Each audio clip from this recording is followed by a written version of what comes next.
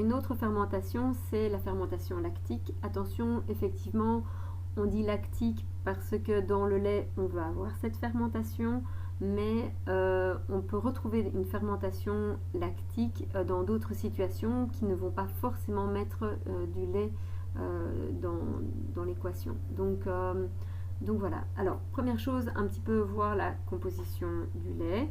Donc on voit que le lait c'est fait en majorité donc d'eau.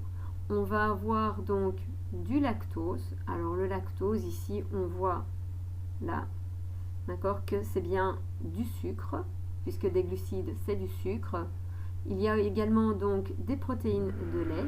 Alors ici la protéine de lait, on le voit ici, protide, et donc s'appelle la caséine.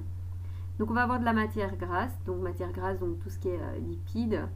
Et puis, on va également avoir différentes vitamines.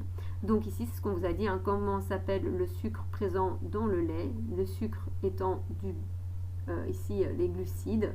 Donc on voit effectivement que ça s'appelle le lactose.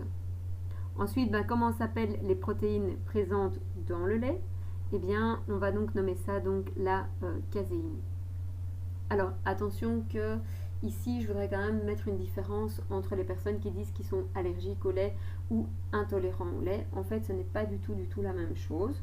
Donc lorsqu'on est intolérant au lactose, ça signifie en fait que quand on va boire du lait, on n'a pas suffisamment d'enzymes qui s'appellent les lactases qui vont en fait décomposer ce sucre qui est le lactose.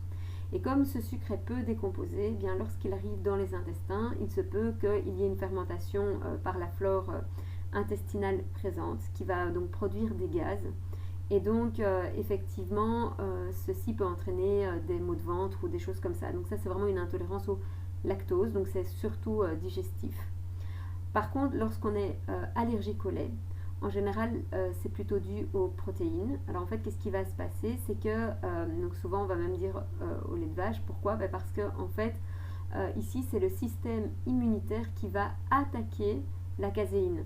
Donc c'est pas du tout le même processus que précédemment, c'est-à-dire que la caséine est perçue comme un corps étranger, comme une maladie, et donc le système immunitaire va donc se protéger contre la caséine et provoquer une allergie.